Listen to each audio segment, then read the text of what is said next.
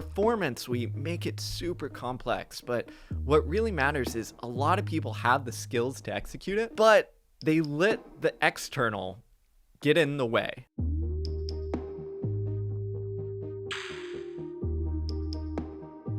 I was trying to think. So I was doing this talk the other day, and they were asking me like, what do like, because I've talked to the sports teams and military and business. They're like, what do they all have in common?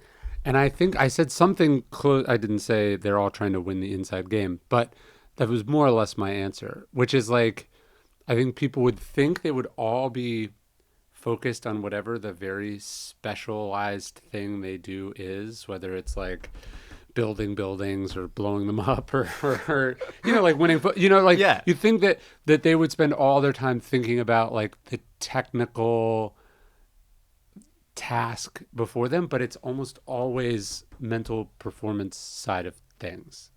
Do you find that? Absolutely. Yeah. I mean, that's what I found in my own career as an athlete, and then helping elite athletes. I thought, Yeah. oh, it's the technical stuff. Like this, the X's and O's is going to set us apart. Totally. The training for the athlete. Yes. But then you realize it's like, wait a minute. Like, Yeah. no, it's this whole other side over here.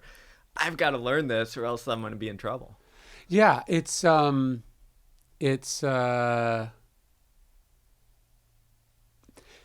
and it's weird at like what a basic level they're thinking about these things are. Do you know what I mean? They're just like, let's focus on what we can control, or like, like it seems it's so simple, the stuff that they end up talking about, that you think it must be like this misdirection to like hide what obviously they're focused on behind closed doors. Because it seems like cliches. Yes. Right. Yeah, You're yes. like, focus on the process, control the controllables, and you're like, really? Yes. Is this the thing? But like, as you work with these individuals, as you see behind the closed doors, you're just like, no, this is the secret. Yeah. Almost. It's just like too simple. Yes. Almost, where like people want the like complicated, complex thing, but it's like, no, we've got to nail these basics, and if we nail these basics, like, everything else kind of takes care of itself. Yeah, like if you hear Matthew Stafford or someone has a quarterback's coach, you're like, obviously they are talking about the technical side of like how you release the football,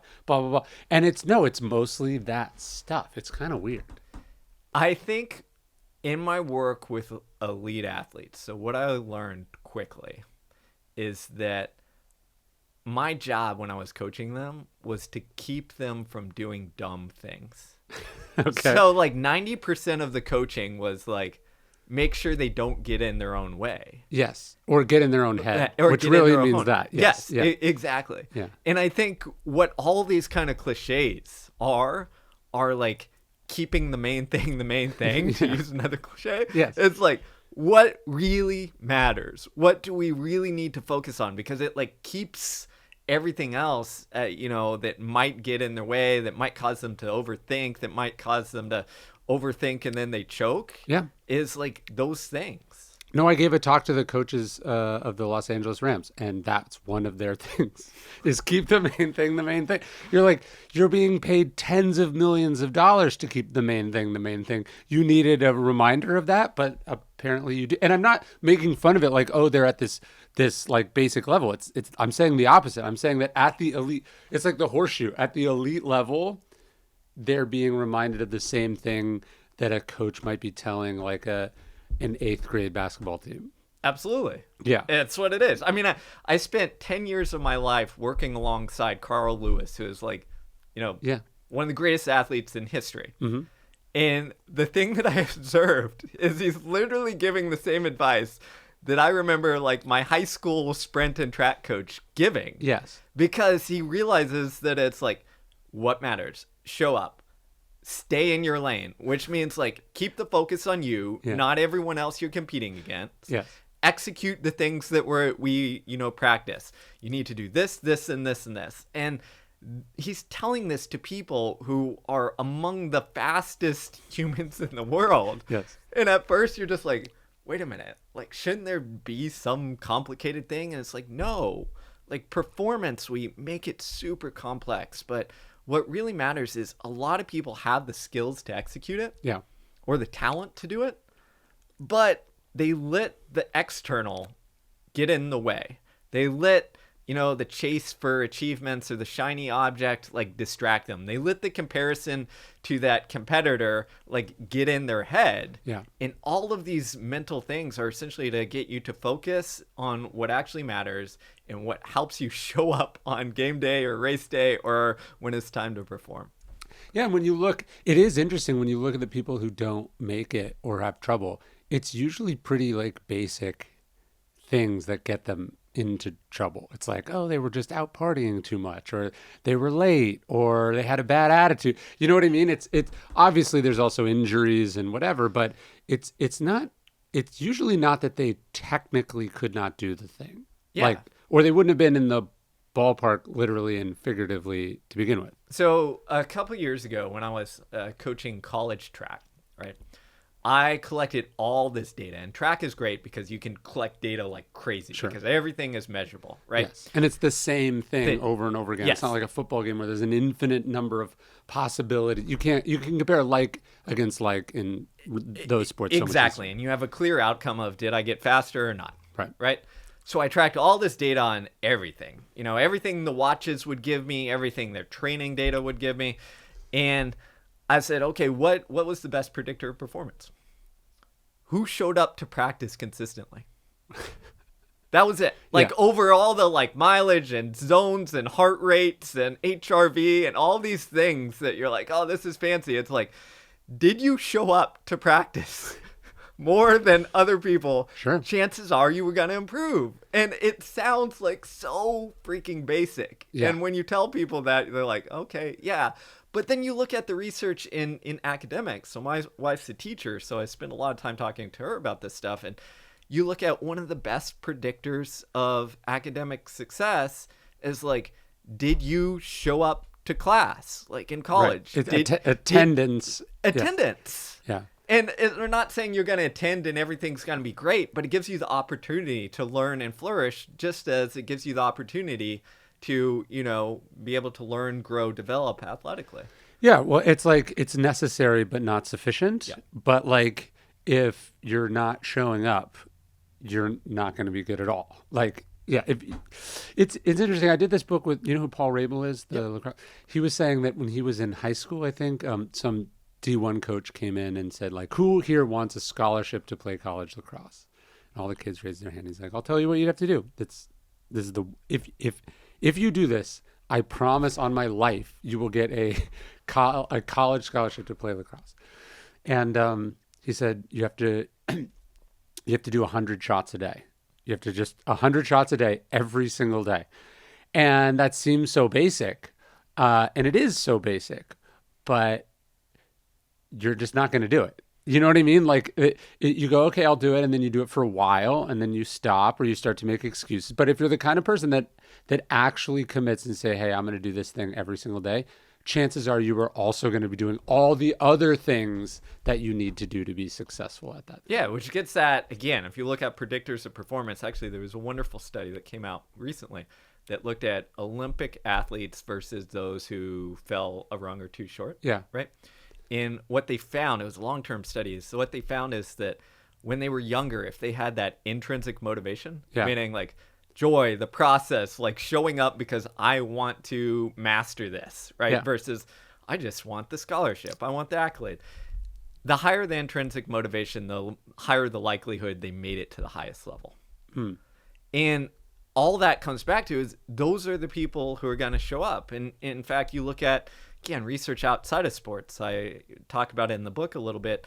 Is psychologist Ellen Winter looked at prodigies and phenoms in like math and science, like kids who are doing crazy stuff at a young age. There's enormous high burnout in phenoms, right? Because they have a lot of pressure. You think they're going to be great, etc. The ones who made it had what she called a rage to master, which was not a rage to win. Yeah. Not a rage to achieve, a rage to master. And that master came with high levels of intrinsic motivation. If instead they were, in it for like the money, the accolades, the achievement, or if they had a parent or a teacher or a coach who was pushing that stuff, they didn't translate to the next level. Did you say a rage? Rage. That's an interesting word, though. Well, what it gets at is, if you look at performers, sometimes we call them like obsessive. Yeah. Right? Where there's this like single-mindedness, and I had a bit of this as a runner, course. right? I was like, I'm going to run, forget everything else. Like, I just want to, train harder, blah, blah, blah. Like, so what she's getting at is sometimes they have that. Yeah. But what we know from the research in psychology on obsession or passion is that there's two variants. There's a passion that is obsessive, that is a little bit destructive, that comes from like this external, that almost comes from a place of like, fear. And then there's what researchers call harmonious passion, which is you still have that like that drive. You're still like almost single-minded, but it doesn't. The underlying fuel is a little bit different, and we all have both sides, right? But what's different is that like if you go too far in the obsessive side, you're probably going to head towards burnout or like just getting tired of the thing at some point. Well, yeah, I'm just thinking there's a difference between like, and I think by rage, like burning would be a synonym there, or drive would be a synonym there, but it's something more intense than just an interest. But yeah, the difference between a drive to mastery and a drive to, say, dominate or to be famous or to win even, it's very different. Because one is sort of about the thing, and then the other is about what you get at the end of the thing. Yeah. That's the difference. And again, like there's all this psychology that ties in. So if we have that drive for the thing, research tells us that it activates both of what we call an approach and an avoidance motivation. Yeah. Meaning we're driven towards the thing, but we've got a little bit of like fear of like, what if I fall short? What if I'm not good enough? On the flip side, if we have that mastery approach, we don't get that avoidance. Yeah. Because often what happens is like we're driven to see our progress in the thing. So it's not a threat if like we fall a little bit short. We still made progress. We can still look back and this is successful endeavor. Yeah, Cheryl Strayed talked once about, to this young writer, she was saying that they were making the mistake of confusing writing and publishing.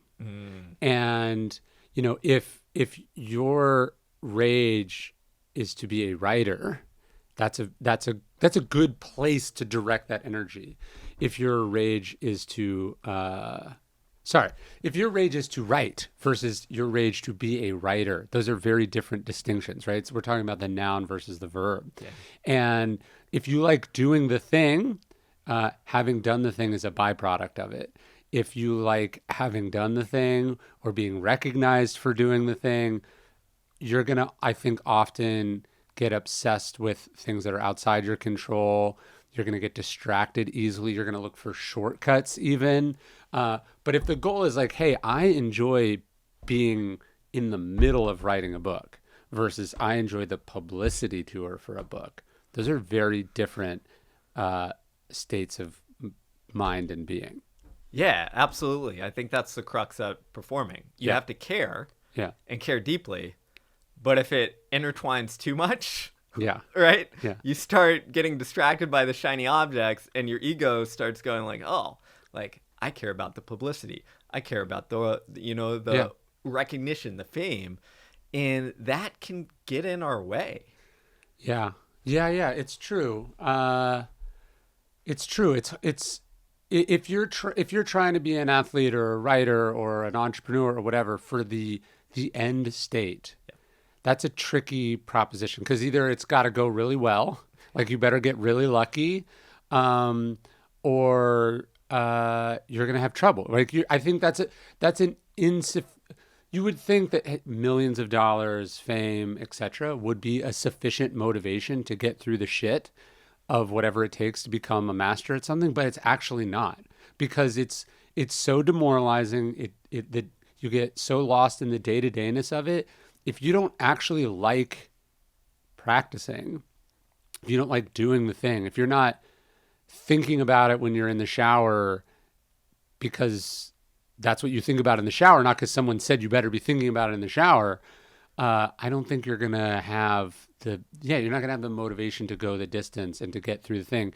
Yeah, unless, of course, you get incredibly lucky or you're just massively genetically gifted. Yeah, it's got to, I mean, the path has to be smooth sailing. Yes. I think is the key there and I think everything that we know is that it rarely is. Yes. And we're going to get, reality is going to smack us in the face and failure is going to hit us. And if the only thing we have underlying that is the potential millions we make, well, that logically might seem like, oh, this is a lot of money. This is life-changing. This is going to do it. It doesn't.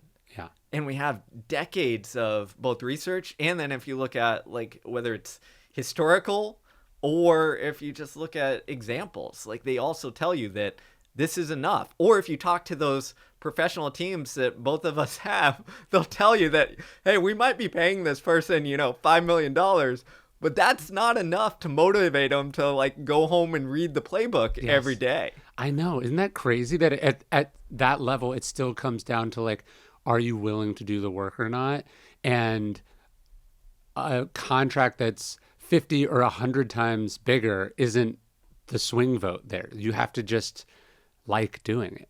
Yeah, it's so wild and it goes so against kind of like our intuition. Yeah. Where we think, oh, like more money, this will do it. But again, it's not how our brain is kind of wired. I don't know why. Yes. But it's just not how it won't give us the sufficient fuel. Well, it's funny because I'm in your book, which I thought was funny. But you were talking about, we were talking about this very thing, which is like as a runner, people always ask me, am I running a marathon or am I training for a marathon? Like they think that you have to be doing it for some reason. Yeah. And my answer is usually like, this is the marathon. Like doing it for no reason is actually the harder challenge. Yeah. Like doing it because you like doing it and because you said you were going to do it. And to me, that's the sort of metaphorical muscle that I'm building that I need in my other professional domains. Because on a book, you have so many more bad days than good days. Mm-hmm. You honestly, you're not measuring progress by any one day anyway. I'm never like reading the finished audiobook of a project and go, oh yeah, that was Tuesday, March 23rd. I know, that was so many days of work. And it was also years of prologue before that. And so if you can't get lost in the day-to-dayness of it, because you like being in it and that's your kind of default state. Like if you're the kind of person who's like looking forward to the off season, you're going to have trouble, I think. Absolutely. And, it reminds me of some of the research that I wrote about in the book where it's like, it backs up your running, which is, they looked at Nobel Prize winning scientists and compared them to those who were like a rung or two below. And they found the Nobel Prize winning scientists almost all had some sort of like hobby or interest that they like pursued at a decently high level. Sometimes it's like acting or singing or, exercise of some sort, but like they pursued it at a decent level, not to like run the marathon or become the professional singer. But I think for the same reason that you do running and the same reason that actually I do running now, I don't compete in anything. Yeah. Is it gives you that thing outside of your main pursuit that builds that mental muscle and also gives you like something else where you can have a sense of like progress or competency so that when you're making no progress in the writing or it's just one of those weeks where it's just like I'm beating my head against the wall, you're still like, I'm still doing something. I found that with running is like I always close the loop. Yep. Like there's days where I'm starting a chapter, I'm starting a thing, and like I don't know when it's gonna come together. But literally, when I leave my house to go for a run, I magically end up back at my house. Like that always happens in one form or another. Even if I'm limping home or whatever, I finish it. So there's something too, I think, in hobbies or physical practices, there is a nice sort of closed nature to them. Like you either win or you lose, you got a better time or not, you finished the set or not, you hit the PR or not, that, most other domains don't offer you. Yeah. I think that's why it's one of the best things to build that mental muscle. Yeah. Because it gives you that, again, that competency that, okay, no matter how it went, I finished the loop, I got the miles in, I got my swim in, or what have you. And that boosts you up. And I think you're right. Like other things, Yeah. they're more nebulous. Well, it's a finite game versus an infinite game. You know, like life is an infinite game, and sports are by definition finite games, even though there's games within games. But it's like, yeah, you said you're going to run 5 miles. You either do it or you don't. You played a game of pickup basketball. You're playing to 21 or not.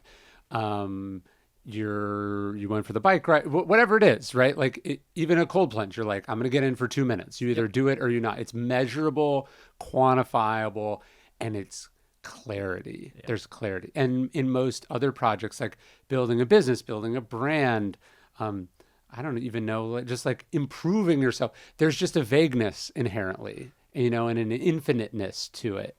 And that can be really demoralizing. And so having these kind of false or artificial constructs where you get clarity and progress and wins is like essential. Yeah, that's where confidence comes from, right? From like evidence and getting some wins. And the nice thing is like there's a degree of transferability to this stuff. Yeah. And there's a degree, even if you look at the research around like status or significance, is what it shows is that to a degree it's substitutable.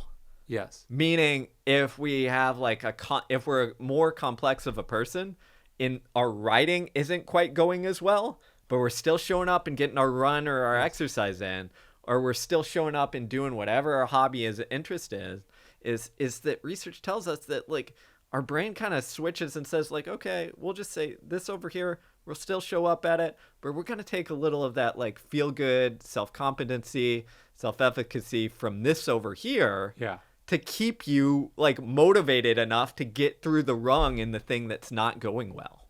You said confidence is connected to evidence. Yep. Do you think that's the distinction? Is the distinction between confidence and ego that one is based on something real? Like you earn confidence and in ego you don't? I think, yeah. Because again, if you look at it, if we try and fake it, it generally backfires. Yeah.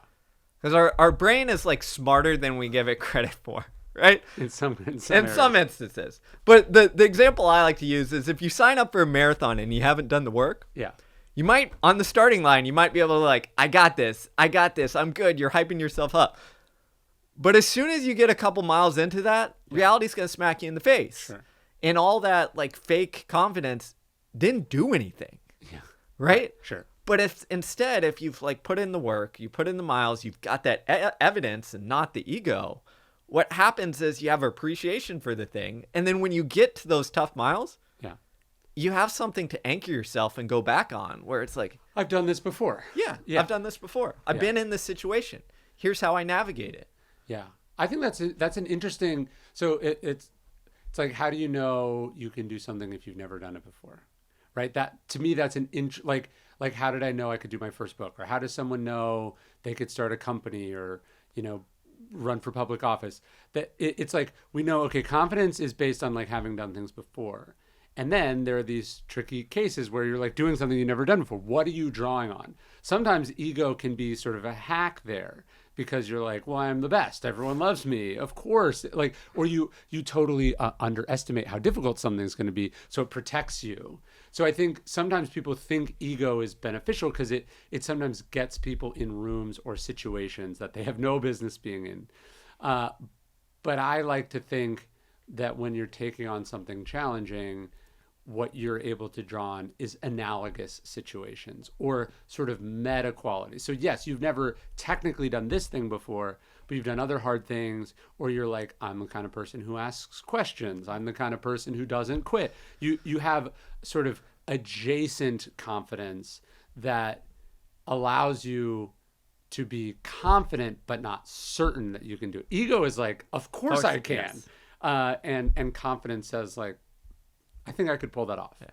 It's the fine line. Yes. And the way I like to think of it is like our brain is predictive.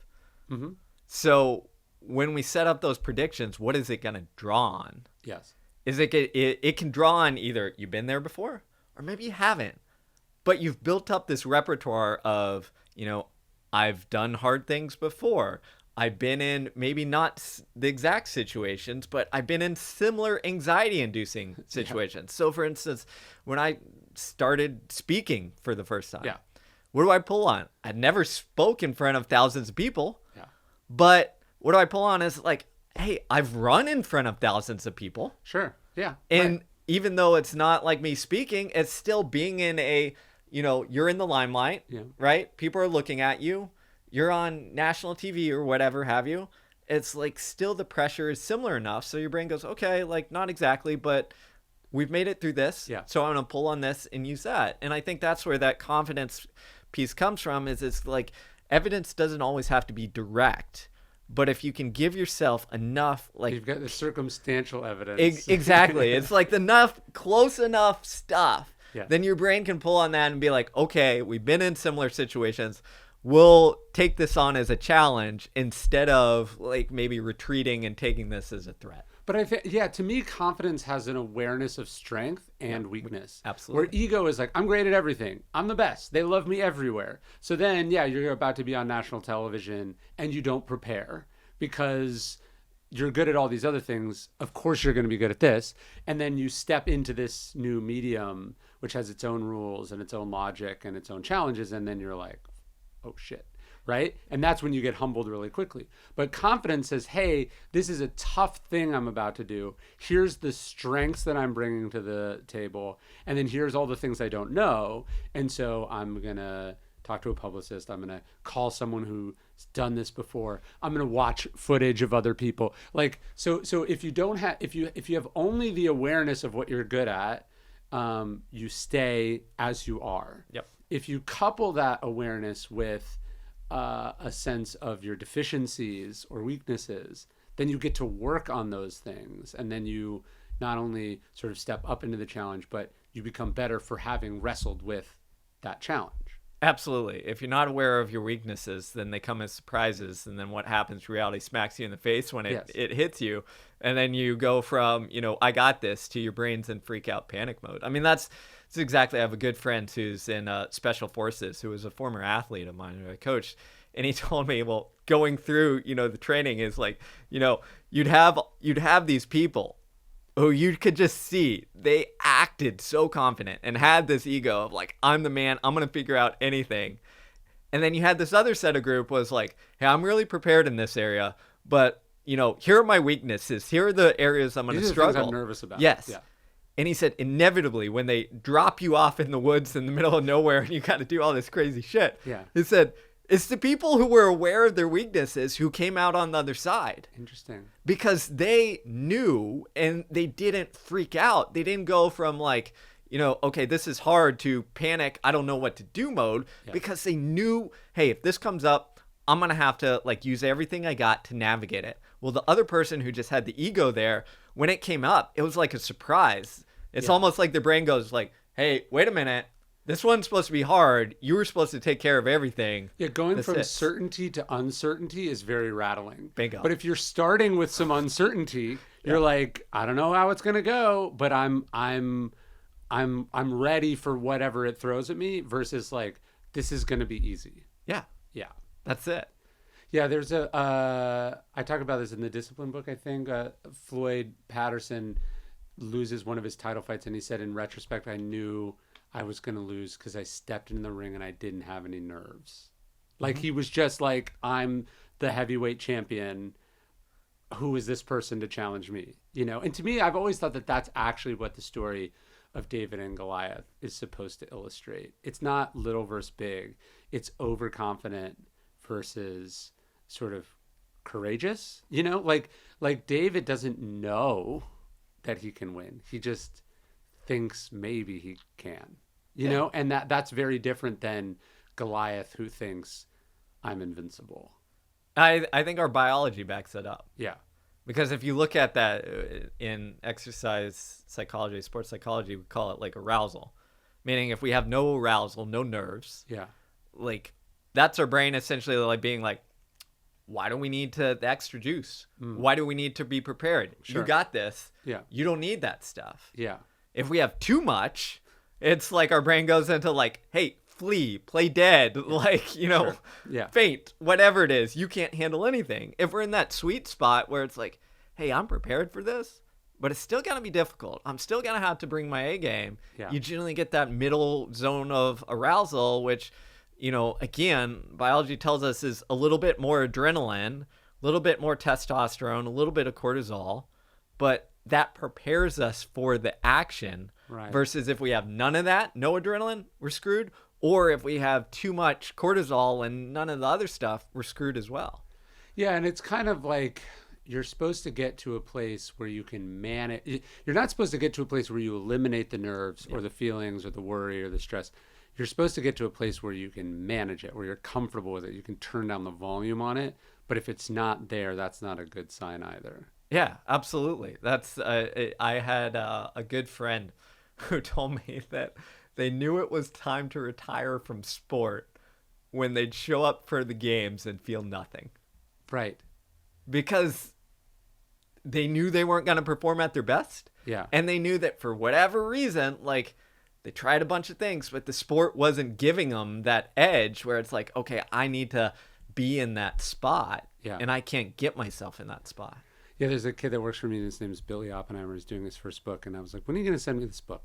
I want to look at it because he's been working on it for a long time." And he was like, "Well, I asked for an extension." He's like, "I'm not quite happy with where it is," and I said, "Why do you think that you ever will be?"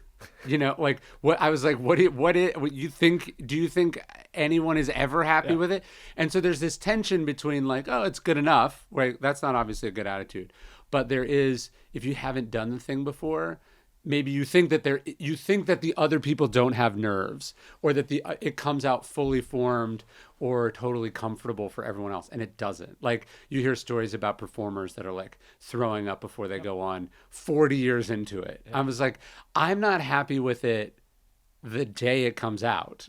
So the idea that you in the first draft sort of submission phase are going to have any semblance of happiness or confidence in where this is, that's a product of complete inexperience and ignorance of the process. Like you just don't know where you are in the process. And I think to some degree, this is where, our modern world sets us up for that. Yeah. Because we get set with these like false ideas of comparisons. Because if you've never gone through that process before, yes, what are you doing? You're comparing your first draft, yes, first off, to everybody else's final. And no offense, but if you looked at my first drafts, like some of them are trash. You're also comparing it to shit you see on social media that's not real. Right. Yes. Exactly. And I think this false comparison is such a big deal, whether we're talking about performance or writing or life as well. Is like we need to almost peel back the layers and say, and this is where I think it helps so much to have people like yourself mentoring Billy or like someone else in the field. So you can trust. You can't. It's hard to trust a process you haven't been through. Bingo. So you got to have someone who has been through the process many times that you trust more than yourself. I mean, this is the whole point of coaches in athletics, right? And I think in the rest of our lives, sometimes we discount that. Sure. Because like we think, okay, no, I'm just going to do this and everything will be all right. And what we don't know, we don't know. So when we get in that moment and we say, hey, I'm not happy with this. Well, of course you're not. Like you're never going to be. Yes. And if you've been through it before, you know that you're going to go through these ups and downs of writing where some days you're going to be like, hey, this is pretty good. And other days you're going to be like, this makes no freaking sense. Just for people listening, like not only are you not happy when it comes out, you're not happy with it after it comes out and it does well. I just had this weird experience of doing the 10-year anniversary of Obstacle, and I had to like redo it. And even after I redid it and was reading, I was like, what is this shit? Like this is a book that's come out. It's been weeks on the bestsellers. It's sold millions of copies. Yeah. I on some level, it's objectively good enough for people.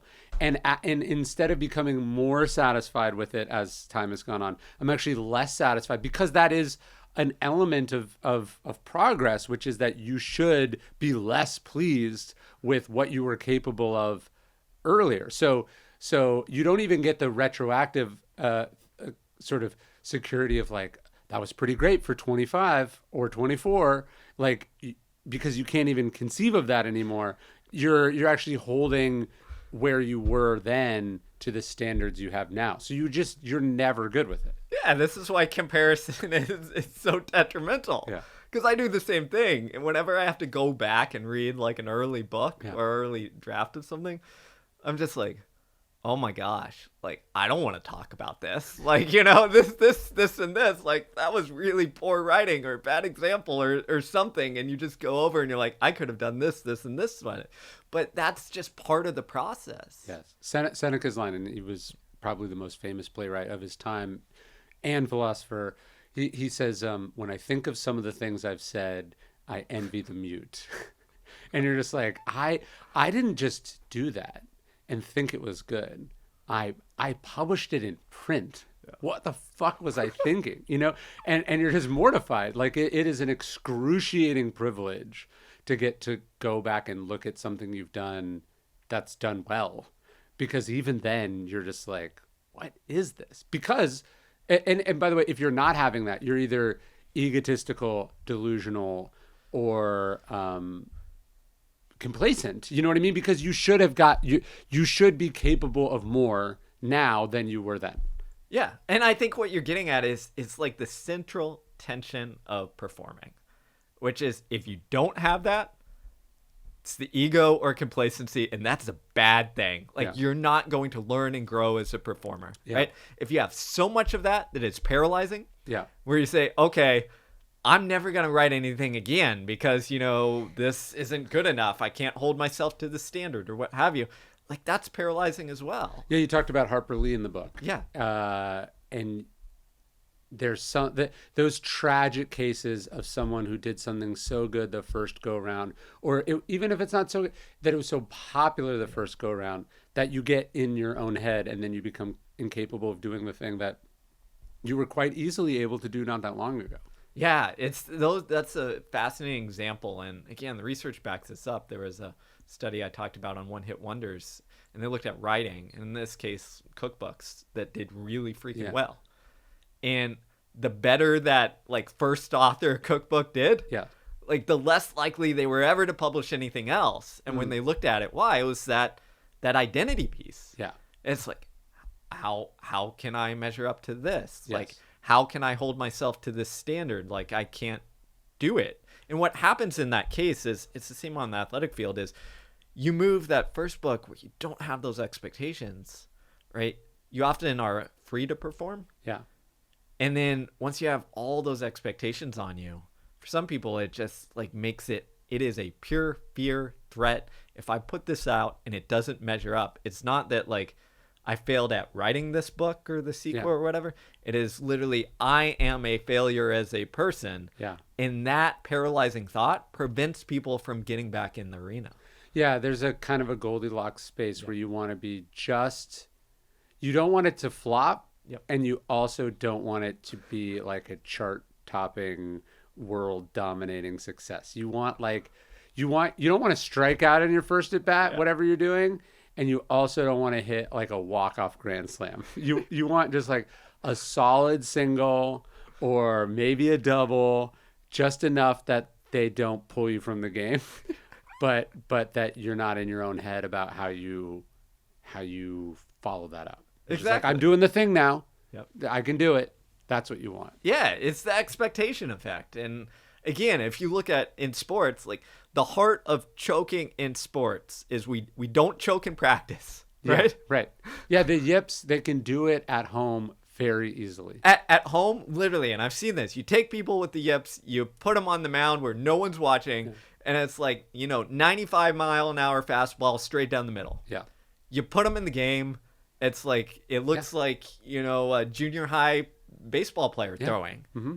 And it's because of that expectation coming from like everybody else, external pressure that hits on us. For whatever reason, public expectation hits us harder than like other kinds of pressure often.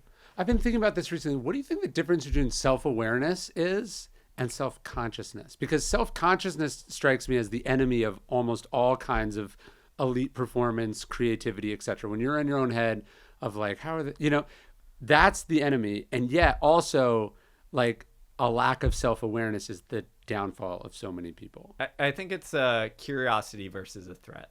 Okay. So curiosity is self-awareness, where you're exploring. You're like, okay, what internally does this feel like? What's the experience like? When it's that self-conscious, it's that threat, where you're sitting there being like, does this feel right? Is this how it's supposed to be? And you can see this again. Athletes, if you look at elite athletes, is they're better at reading their internal signals. So, understanding whether a feeling of pain in the muscle is pain that means injury, or it just means fatigue, or, I'm working harder. They can distinguish that stuff really well. But it gets to that self-conscious versus self-awareness. That can easily translate where you start being like too conscious of it, especially if you start to have poor performance, where you start saying, oh, that signals that I'm about to slow down and I'm not even at halfway. Even if it doesn't, you start getting the wrong message because like it's almost tapped into this threat mode. So it's a very fine line, I think. Well, the irony of self-consciousness is that it's actually not so much about you as it is about what other people think of you. And so if you're like, well, like imposter syndrome is self-consciousness, right? You're not actually thinking so much about, am I a fraud? You're thinking, do other people think that I am a fraud? Of course, they're not thinking about you at all. This is just all in your head. But yeah, self-awareness is more an introspective understanding of the self. Why do I do this? What does this mean? What is this like? Versus self-consciousness, which is like, if I do this, are they going to laugh at me? Is this pretentious? Or whatever. Like but it's about how what you're going to do is going to be received or is being received, or you're thinking about what you're doing as you're doing it, like you're in the audience watching you as a spectator instead of being in your body, which was probably more of what self-awareness is trying to do for you. Absolutely. I think that's a perfect way to explain it. And again, tie it back to choking. One of the world's greatest sports psychologists told me, he said essentially, I've got the quote in the book, but I'll butcher it slightly, but he's essentially, the essence is, you feel the pressure, cortisol, stress go up, you get self-conscious, you start overthinking, and then it's over. And I think it's what I mean is like that self-consciousness is like, you go from like, oh, I feel a little bit different, and instead of being curious about what that means, you start thinking like, oh, everybody's gonna know. Everybody's gonna know I don't have it, and I'm gonna be embarrassed because I'm supposed to do this, this, and this, and now I'm gonna be back here doing this X, Y, and Z. And that causes your brain to start going on like this ruminating, catastrophizing cycle. We're like, this is a big game. This is so important. This is my only chance. Versus what I have to do here is X. And if you look at it, that translates to your actions, because what happens as an expert performer, you've taken stuff that used to be conscious. Right? When you learned how to throw a ball, someone probably taught you, you've got to do this. The mechanics. You got to do the mechanics. Once you become an expert, you're not thinking, this is what my elbow does and this is where my release. You've got it ingrained. But what research tells us is that once we get that pressure, that expectations, that self-consciousness, it's almost like we revert to being a beginner and we start going segment by segment. And what happens is that formerly smooth process now doesn't work. And it's the same in other things. I mean, it's the same in writing. What happens when you try and force yourself like to do it? It backfires. Or you're trying to sound a certain way or impress a certain group of people or not piss off a certain group of people. What you're not doing is spending that mental energy on the thing. Just sort of going where it needs to go. It's the paradox of effort, where we know we have to try. And trying is good. But if we try in the wrong way, meaning we tense up. I like to think of a sprinter because it's the perfect example. Is if you watched Usain Bolt run, he's obviously trying, right? He's putting an Sure. enormous amount of force into the ground with his legs. Sure. But if you watch his upper body or his face, like his face is relaxed as possible. It's like bouncing up and down, you know? Yeah. Sure. Because he's trying where he needs to. Mm-hmm. But in the places that create tension that don't contribute to the actual activity, he's trying to be as relaxed as possible. Yeah, golf is sort of, I think, the sport that illustrates this the most, where the harder you try at golf, the shittier you are at golf. That's it. That's why I'm shitty at golf. Yeah, you're like, if you try to hit the ball hard, you suck. If you try to hit the ball a certain way, you suck. If you try to look at where it's going, you suck. There's something about just kind of being present and in it that you're supposed to do. But then that sounds so dumb. You know, it's just like, just don't try to hit it hard. You know, like that's what Tiger Woods is thinking. And that's also what someone who's never hit a golf ball before is supposed to be thinking. But at some level, it comes full circle in that way. Yeah, absolutely. And I think it's how it comes back to, again, how we get in our way is the same things. You know? And also though, it's like, okay, if you've done the work, like you've lifted the weights, you've hit all the ball, then you don't need to try to hit it hard because you hitting it is hard. Yes. You know what I mean? Yeah. So it's like, if you're a good writer, trying to write good is putting a hat on a hat, as they say. But just trying to write, if you have a good vocabulary, you have a good basis, you have a good voice, you have all the ingredients. You just have to do it. You don't need to be also thinking, am I doing it well? Am I doing it the way that certain people want me to do it? That's where you get in trouble. Yeah. You start trying to write like someone else, right? Yeah. You say, oh, this is a really good writer over here. Yeah. I'm going to try and force myself to be like them. Sure. And what happens is it doesn't come out well because it's not you. Yeah. And it's not everything that you've trained to do, Yeah. right? And the same in sport. When you start forcing it, what are you doing? Yeah. Is you're trying to do something that is not fundamentally you in what you've trained to do. Okay, so I had one other thing I wanted to ask you about because I thought it was really interesting. You're talking about Norway as being a sports powerhouse, but you said that Norway doesn't basically have any youth sports culture the way we have it here. Like they're not tracking score.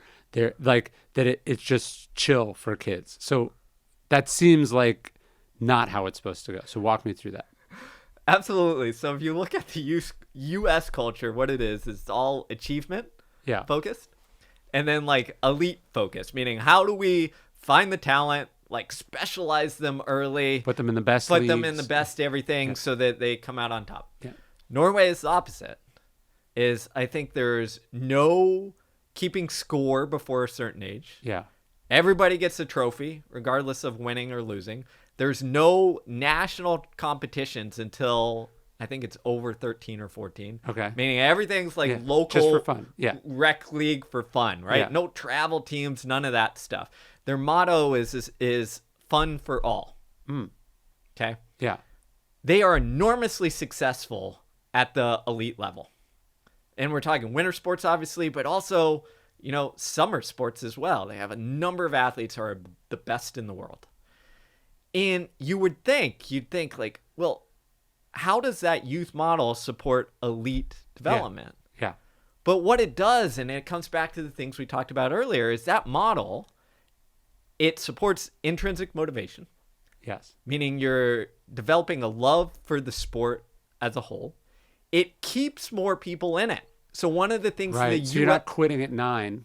The U.S. model is horrible. I forget the exact stat, but it's something like of everybody who plays youth sport, 70+% of them have quit by the age of like 12. Yeah, because the parents have sucked the fun out of it, and they've been made to think that they don't have what it takes, so why keep doing it? And one of the things that we know from Talent ID is that how you did at 10 does not translate or predict how you're going to do at 20. Sometimes it does when you're a prodigy, but if you're not a prodigy, it hasn't even begun. Your signs of being good at it have not even begun to emerge. Especially for young boys, because they haven't even hit like full puberty, which differs for everything. Right, sure. So when we look at those models, what we see is the U.S. model is like a survive model. Yeah. And we still do well, but that's mainly because we have a lot of people who play sports in a huge population.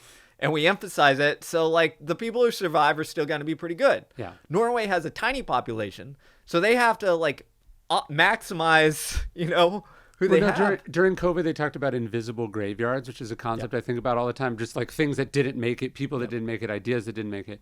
And so, to think about we're not thinking about all the late bloomers. Yep. And by late bloomers, we mean like your freshman year of high school. Yeah, right. But all those people that burned out before they even got started, or because all sports and all sport wasn't created equal, they thought they didn't like sports, but really they just didn't have the freedom to find the sport that they did like. Yeah. Right. Because they thought they hate sports generally, but actually they hate tennis, and they were really meant to do X, Y, or Z. So creating that sort of safer place where you can experiment and develop, and even, I think develop your sense of yourself as a person who likes and has fun doing athletic activities. There's just, we're not thinking about all the athletes that we prevented from being athletes. Absolutely. And if you look at the data at who actually makes it across elite sports, whether professional, soccer, football, Olympics, etc., is for the most part, it shows that those two finally make it. There are exceptions, but for the most part, during their youth, they specialized later. Yeah. They explored more. They had more what we call like non-organized play. Yeah. Meaning you go play in the sandlot, or Sure. you get your friends together and play in the street. Versus those who, again, came a couple rungs short but didn't make the professionals, tended to specialize earlier, have more structured time, etc. And I think it comes back to that same thing that we're just talking about, is we need to develop the ingredients. And then also, if you develop those ingredients, intrinsic motivation, joy, exploration, so you can find your sport that you like, then it translates over. And I would argue that, and I kind of do in the book, but the same thing applies to other things. Sure. If we narrow too quickly, then we don't see the possibilities, right? No, this is why I think David Epstein's book Range is a parenting book in disguise. Absolutely. It's funny though. Did you watch the Netflix documentary about tennis? What's it called? I forget what it's called. But it's really. But what I was so struck by, and I think it's a general, how much or many tennis players seem to hate tennis. Yep. And that struck me as unique amongst the sports. But it's also one of the sports that you specialize in earliest, and you can be world class at a very young age. Like it's. Tom Brady at 40 isn't playing against 16-year-olds, but in tennis that happens, right? And so watching that, I was like, oh, how sad is it that these people found the thing they were meant to do, and then it's almost like some kind of curse, right? Where it's like, I'm going to let you be world class at this and make lots of money, but you will hate every fucking second of it. Even at the pinnacle, you will not, like, the idea of you having fun doing this is anathema to how it seems most people are playing tennis. Yeah, I think tennis is one of those exceptions. It's like gymnastics and with women, right? Where it's like younger, have to specialize early because of, physiology, etc. We're starting to see that change a little bit, but I feel bad in that case for tennis. It's like, as you said, this is the thing that you have this enormous gift at. Yeah. But if it makes you miserable, like, what's the trade-off? Like, for me, like, if I hated writing, there would be no way that I would be a writer, because like it's like gotta have that expansive quality to it. Or maybe you would, because it's still what you're getting paid to do, but you would be leaving so much on the table because you could have done it better. You would have done it more. You'd be looking for excuses. Like we see, I think Michael Phelps is a great example of this, where you have obviously once in a generational talent, but clearly leaves something towards the end on the table. He manages to come back, which I think is very impressive and a testament to sort of the inner work that he did. But what would Michael Phelps, who liked swimming, have looked like there in that core? Because there's obviously things he was trying to get out of because he hated it. Yeah. And how do we not do that to ourselves? Yeah. And to our kids? Yeah. And I think that's the key, is it's like, when we look at these things, we're not saying, hey, don't try and achieve, like, forget about winning. Like, obviously outcomes matter, whether it's life and sport, like outcomes matter. You and I have to sell some books or else we're not going to be able to write anymore. Sure. Right. But at the same time, what we're saying is like, we don't have to live in this path or go down this world where it's like outcome is all that matters. And then we hate the thing that we're doing. Yeah. There is still a possibility. And there's tons of examples of people who have reached the highest height and enjoyed the process of like exploring that sport or pursuit or endeavor. Yeah. And generally what you see is that those people are the ones who not only reach a pretty high peak, but sustain it. Yeah. They stay in the league for a long time. Maybe even after the league, they give back. They start coaching. They start helping people because they enjoy. They like activity. The sounds of the sneakers on the court and the smell of the whatever. They actually like the thing, as opposed to the thing being some way to fill an enormous hole in their soul. And I actually think that's another really dangerous lesson we learn from these sort of generational talents who are miserable, is that we think it was the POW tactics that Tiger Woods' father did on him that made him great, when it wasn't. Like Michael Jordan deciding that Michael Jordan telling himself that he got cut from his high school basketball team, and it was because he was angry and driven and managed to, no, you grew a bunch between, right. Like, that's why you made it the next year. Like, there was nothing else really happened. It was that. So sometimes these people tell themselves very wicked stories, or they rationalize because they were betrayed or abused by a parental figure or a coach. And they go, that's why I was successful. And it was actually genetics, or it was actually a really great coach that nurtured. It was some positive force. And they've decided to credit the negative force. It's like Steve Jobs was a genius who was also an asshole. Yeah. He wasn't right. You know what I mean? The asshole part was subsidized by the genius part, not the other way around. Yeah. I think and that's such an important point and almost a damaging thing to society, because what happens is we highlight the asshole, the tortured part. Yeah. And people think like, oh, I have to do this. Yeah. And often what we don't do is we don't point to all these other people over here. It's like, hey, no, like this person's like a decent like dude. Like, no, it's a very risky strategy for your kids, right? Because it's like, if you're like, okay, I'm gonna turn my kid into a monster, and for the low probability that they will become a professional athlete, but like, the abuse that I'm doing is 100% going to have consequences, right? So it's like it might be worth it in one sense, but if it doesn't work out, they're definitely going to be an asshole, definitely have skewed priorities, definitely, have internalized a bunch of things. That's really risky, right? Like you would much rather go, hey, I'm going to do this stuff. It's going to make my kid well-adjusted, happy, interested in math, all this stuff. And maybe they'll be successful, right? Because if they're not successful, they still have all these positive things. So two things I've noticed as, a young parent now, but lots of my friends are parents, is the former professional athlete friends that I have who are parents are the chillest people on the sideline. And I asked one who was like an NCAA champion athlete and then ran professionally. And she goes, I've seen the journey. Yeah. Like, it's got to be up to them. Like, I'll support them. Sure. But, like, whether they go through the ups and downs, I can't make it. Sure. Like, it's up to them. So, like, I can make their journey miserable. Yeah. Or they can go on it and see if they want to go it on itself. And I'm like, this is it.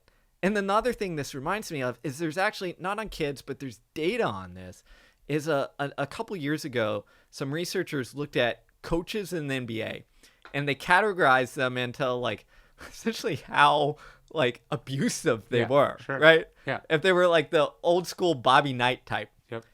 And then they tracked, when a player played for them for a year, what happened to their performance for the rest of the career, and what they called their aggressiveness, which they looked at like things like technical fouls. Yeah.